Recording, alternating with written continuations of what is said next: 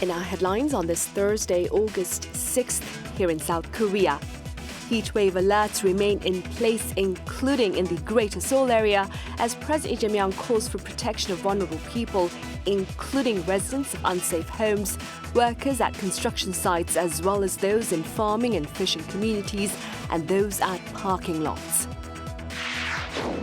Meanwhile, South Korea's current account surplus hits a new high of over $49 billion in June, driven by remarkable semiconductor shipments overseas. On the international front, Iran claims it's close to sealing a shipping deal with Oman for a new Strait of Hormuz route, offering the strongest sign yet of easing months of disruption to one of the world's most critical energy corridors. We start yet again with news about the dangerous heat wave here in South Korea, where alerts remain in place as heat-related health conditions and outdoor activity postponements continue. Our Cho Young-eun starts us off. South Korea remains in the grip of an intense heat wave, with dangerously high temperatures expected to continue across most of the country on Thursday, just one day before Ipchu, the traditional beginning of autumn. The Korea Meteorological Administration says heat wave alerts remain in effect nationwide, while more tropical nights are also expected. The heat is at its most extreme in the Greater Seoul area and parts of Jeollanam-do province, where the highest level heat emergency remains in place. Daytime highs reach 39 degrees Celsius in parts of the Seoul metropolitan area. Forecasters warn that these conditions pose a serious risk to health and urge people to avoid prolonged outdoor activity. The relentless heat is already taking a growing toll as Seoul enters its second straight day under the highest level heat emergency. Daily heat-related illnesses continue to reach record levels. According to the Korea Disease Control and Prevention Agency, Seoul reported 39 cases of heat-related illness on Tuesday alone. That breaks the previous record of 25 cases set on August 3rd, after 18 cases were reported on August 2nd. Before this month, the highest daily figure had been just 12 cases. Nationwide health authorities say 21 people have died from heat-related illnesses so far this year, already surpassing last year's total of 20 fatalities. Since the heat illness surveillance system began operating in mid-May, 2,441 people have visited emergency rooms with heat-related conditions. The extreme weather is also disrupting professional sports. The Korea Baseball Organization canceled all 10 KBO League games scheduled for Wednesday and Thursday evening. The league says the move is intended to protect players and fans as officials review guidelines for games played under severe heat. The affected games were scheduled to be played in Seoul, Incheon, Gwangju, Daegu, and Busan. Cho Young-eun, Arirang News. President Lee Jae-myung, for his part, has called for continued vigilance in government efforts in response to the extreme heat wave, placing priority on the well-being of the public. Our Blue House correspondent Song Yu-jin reports. 지금은 사실상 국가적인 기후 재난 상황입니다. That was President Lee Jae-myung's assessment of Korea's record-breaking heat wave, with temperatures exceeding 40 degrees Celsius in parts of the country for several consecutive days. Speaking at a weekly meeting with his top aides on Thursday, Lee urged authorities to respond with the highest level of urgency, with a particular focus on protecting vulnerable groups. 모든 재해는 언제나 어려운 처지의 국민에게 더 큰 위협으로 다가옵니다. 고시원, 쪽방촌, 비닐하우스 같은 취약시설 거주 주민이나 또 공사 현장, 농어촌, 주차장 등에서 일하는 노동자들의 안전에 가용한 행정력을 최대한 집중해야 되겠습니다. The president also emphasized the need for long-term adaptation. He called for improvements to housing, water infrastructure, and heat response facilities to adjust to what he described as the new normal of extreme heat. Pointing to traditional outdoor markets where businesses often struggle during the summer because of limited cooling facilities, Lee instructed officials to consider including related infrastructure projects in next year's budget. Earlier in the day, the president chaired a joint meeting with relevant ministries and local governments on the baking weather. A key issue was the worsening drought in Korea's southern regions. 당분간 비 예고도 없는 만큼 대체 용수 공급, 또 양수 장비 가동 등을 적극 추진해서 안정적인 용수 공급에 차질이 없게 해야 되겠습니다. Reservoir levels in the region remain at just 50 to 70% of their seasonal average after last month's monsoon rains largely bypassed the south, leaving the area with prolonged extreme heat and low precipitation. 송유진, Arirang News.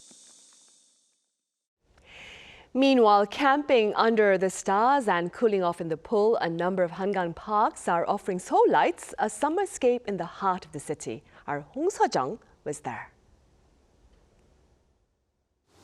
Amid a gentle summer breeze, tents are set up beneath the trees. With sweeping views of the Hangang River, visitors relax in the shade, enjoying a peaceful escape from the heat. Families with children, couples, and foreign tourists have gathered at Yeouido Hangang Park for some camping in the heart of the city. It's great for active kids to be out in nature. And having a place like this close to home, where we can enjoy the Hangang River, is really a great way to unwind. Usually, camping overnight is not allowed along the river, but this summer, the city has designated special zones for camping at 4 riverside parks.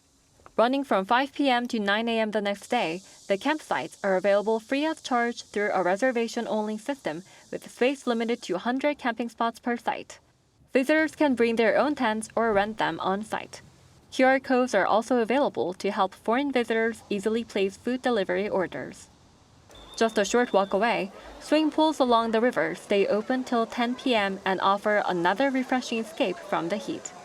Food stalls by the pool sell food such as ramen and roasted chicken and a range of beverages, while visitors can enjoy the pool at an affordable price. The entrance fee is really reasonable at only 5,000 won. Going to a beach can be a bit of a hassle, but this place is nearby, so it's much more convenient. As night falls, visitors order food that's delivered to a nearby delivery zone. With lights coming on, the campsite takes on a romantic atmosphere, allowing campers to relax and enjoy a peaceful evening. Meanwhile, the swimming pool comes alive after dark, with DJ performances on Fridays and weekends setting the mood as visitors soak up the energy of the summer night. Once I got in the water and got back out, I definitely cooled down. It felt really refreshing. At the heart of the city, this urban summer getaway that offers camping and swimming facilities will stay open throughout August. Hong Seo-jung, Arirang News. In other news now, South Korea's current account surplus logs a record high for the second month in a row this past June at over $49 billion on the back of chip exports. Our EG uncovers the latest numbers. Korea posted a record-breaking current account surplus in June, setting a new high for the second month in a row. According to the Bank of Korea on Thursday, the surplus reached $49.73 billion. This marks the second consecutive month of record-breaking on-month surpluses, surpassing the previous record of $38.61 billion set in May. The cumulative current account surplus for the first half of the year reached $191 billion, nearly 4 times that recorded during the same period last year. The goods account balance reached a record high surplus of nearly $48 billion, also surpassing the previous record set just a month earlier in May. Exports surged nearly 85% year-on-year to $112.4 billion, marking the first time monthly goods exports have ever exceeded the $100 billion mark. Semiconductors and information technology products sustained their high exports growth. Driven by an unprecedented boom in semiconductor exports, the expansion of the goods trade surplus accounts for the majority of the increase in the current account balance. Meanwhile, the service account recorded a deficit of $1.29 billion. However, driven by an increase in foreign tourists, the travel account managed to post a surplus of $440 million. As the number of foreign visitors surpassed 10 million in the first half for the first time, travel revenues in June hit an all-time high, and total travel receipts for the first half also set a new record for any first-half period. as Korea's current account continues its strong momentum throughout the year. Authorities had previously set the full-year surplus target at $250 billion. Given that the first half total has already hit $191 billion, officials said the full-year forecast will likely be revised upward. Lee Ju-yeon, Arirang News. Finance Minister Koo Yun-cheol says the Korean economy can expand 3% this year, a level last seen in 2021. Speaking at a meeting of the Emergency Economic Headquarters on this Thursday, he stressed that structural reforms in key industries like steel are essential to ensure growth beyond the semiconductor sector. He noted that despite record current account surpluses and rebounding consumption and investment, persistent Middle East uncertainties and upside inflation risks continue to weigh on the economy. Also, in response to foreign concerns over Korea's investment environment, Koo pointed to solid macroeconomic indicators and the government's efforts to enhance market stability.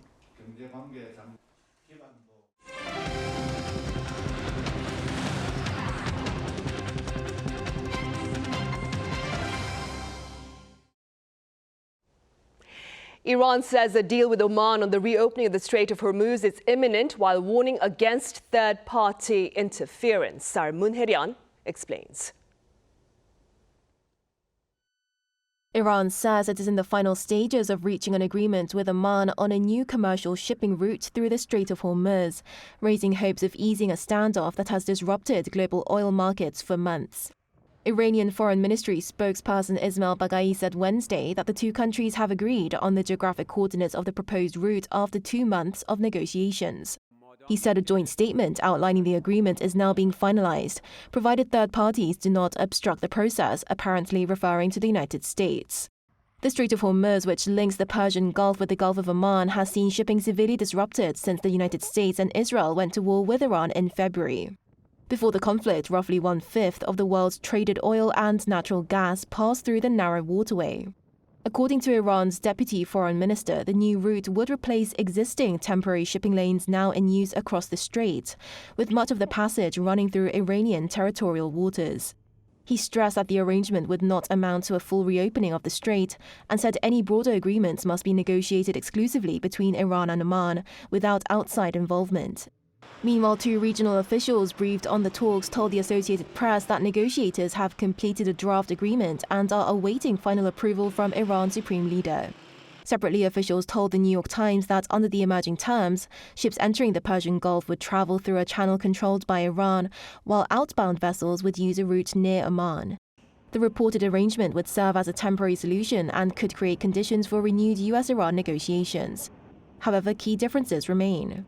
Iran insists on retaining a measure of control over shipping through the strait, while Washington has opposed any agreement that would give Tehran authority over international maritime traffic or allow it to collect transit-related fees. Moon Hye-ryun, Arirang News. And back here at home, Samsung's newest foldable phones are drawing much demand, showing that consumers are still willing to pay a premium for innovation. Our Park Chun-han was at the store. Even before the store's opening time, groups of people are already lining up to become among the first to buy Samsung Electronics' newly released Galaxy Z Fold and Z Flip series. Despite being the most expensive smartphones in Samsung's lineup, the devices have already been a massive success, with more than 1.44 million units ordered in Korea during the 7-day pre-order period. So, the new Fold series doesn't just unfold the screen, but it also unfolds consumers' wallets and their willingness to spend. And while the Z Fold series was long considered a phone for relatively older adults, recent reports show that the majority of those who pre-ordered them were actually in their teens to their 30s. I think the fact that it's wider really breaks away from the conventional foldable design we're used to. It also gives you more ways to personalize and decorate the device. It seems like a great fit for short-form content like YouTube Shorts and Instagram Reels, which are especially popular among younger people. One tech influencer and YouTuber who waited in line for nearly 24 hours to become the first buyer of the new Fold series said the meaningful changes are what make foldable phones so special. Both bar-type phones, every single time when they release this, I feel like it's a minor improvement. However, for the foldables, every single year, it has a bigger improvement. For example, the Fold 8 has the whole different type of aspect ratio. Fold 8 Ultra has a bigger camera. Foldable mobile devices have seen remarkable growth in just a few years and are still improving. And with growing demand for AI servers, memory and processor prices have skyrocketed, meaning reasonably priced smartphones could soon become increasingly difficult for everyday consumers to afford. At the same time, rising chip prices have given smartphone makers a strong incentive to focus on ultra-premium models to protect their profit margins. Manufacturers are now focusing on devices that appeal to consumers willing to pay more for exclusive features and larger displays. And with the world's largest smartphone builder, Apple, set to join the foldable smartphone race next month, competition in the premium smartphone market is only expected to intensify. 박준환, Arirang News. The Ministry of Culture, Sports and Tourism aims to attract 40 million annual international travelers by advancing high-value tourist experiences. Now, these include medical and beauty services and travel packages linked to K-concerts and movies. Intentions to this end were shared this week as part of the ministry's policy agenda for the second half of this year. Ministry officials also unveiled plans to expand K-culture hubs in major cities overseas and host large-scale related events. From art and food to meditation and music, this year's Busan International Buddhism Expo is offering visitors the chance to indulge in tradition through sights, sounds and hands-on activities. Our Park Chae-ryang was there. Visitors take a closer look at each piece of Buddhist art. Their faces light up with admiration as they take in the fine craftsmanship. Nearby, the iconic contemplative Buddha statue is reimagined using unexpected textures and vibrant colors, while core teachings take shape as playful merchandise. Together, these displays show how Buddhism is reinventing itself for a younger, broader audience. The meditation helped me gain some insight and feel more at ease, and making the food myself was fun. I came to this expo because Buddhist expos these days offer a lot of merchandise aimed at younger people. At the food section, visitors can explore colorful varieties of temple food and sip tea made from lotus leaves. They're also encouraged to try and make the dishes themselves. Here, visitors are not just tasting temple food. They're preparing it themselves, turning tradition into a hands-on experience. Music added another layer to the lively atmosphere. The gentle hum of singing bowls echoed across the hall, while custom wooden percussion instruments allowed visitors to play familiar melodies. One foreign professor attending the event highlighted how modern expos like this serve as a vital bridge, introducing Korean Buddhism and its traditions to a wider global audience. And I think a lot of international people are interested in Buddhism. It's kind of a novelty to the Western mind. So I think that a lot of foreigners that come to Korea, they're seeking something different. They're seeking something authentic. It is only the first day, but we have already seen a lot of visitors. I believe Buddhist expos will continue to become trendier and attract an increasingly younger audience. By blending age-old traditions with contemporary art, culinary experiences, and everyday lifestyle products, the Busan International Buddhism Expo is making Korean Buddhist culture far more accessible to a growing global audience. Park Chae-ryang, Arirang News, Busan. Meanwhile, here at Arirang TV, producer Kim Dong-hoo was honored Thursday with the Producer of the Month award in the new media content category for the hit cultural program Visible Docent. Now, Visible Docent presents 9 national treasures from the National Museum of Korea in an engaging, accessible format tailored for international audiences. Judges commended the show as a key cultural diplomacy initiative that highlights the richness of Korea's heritage globally. The monthly honor is awarded by the Korea Producers and Directors Association to celebrate programming that serves the public interest while entertaining viewers worldwide.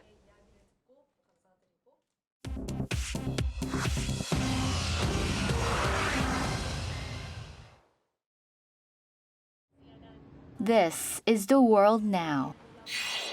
In the United States, private employers added just 44,000 jobs in July, well down from 95,000 jobs in June and short of what economists expected.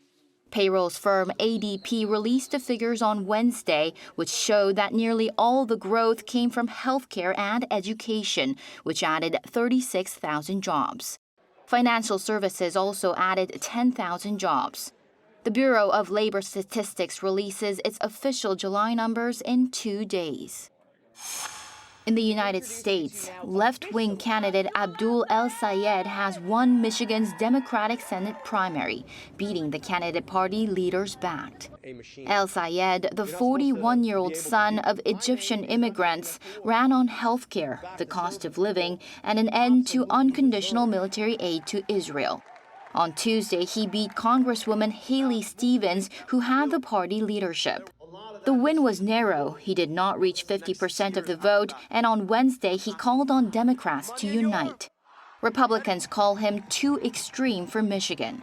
He faces former Congressman Mike Rogers in November in a race that could decide who controls the Senate. In Germany, police say a drone carrying explosives has been found at a major cargo airport. A worker at Leipzig-Halle Airport spotted the object beside Ukrainian cargo planes.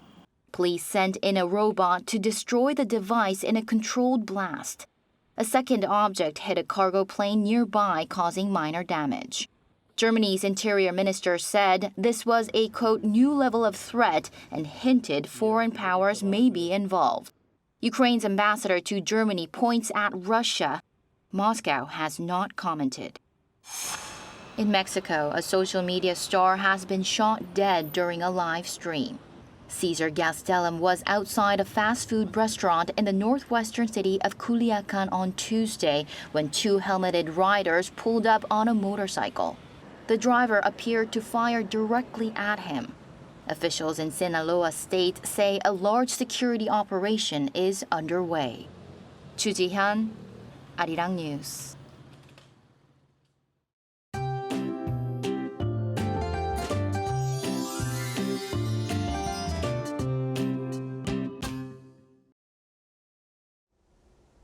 Once again today, the worst of the heat has been focused on Seoul and other western parts of the country.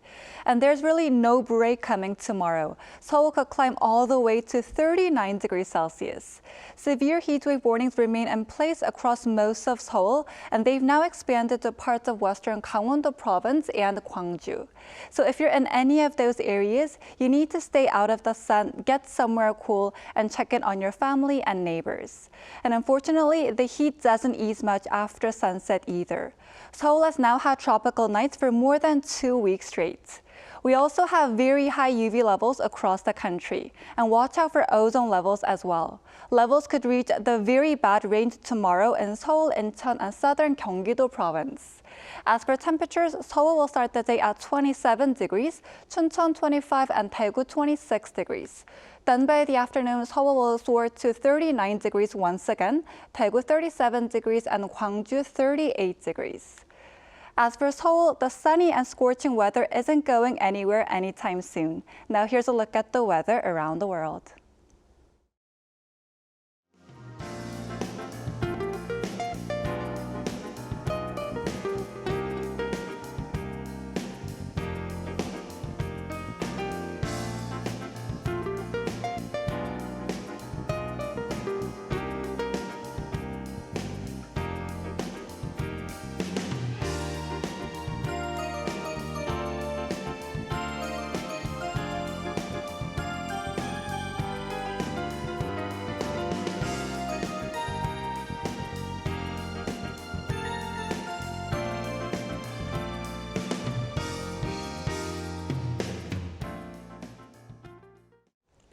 Those are the headlines at this hour here in South Korea. Coming up now is our daily panel session, so do stay with us and thank you for now.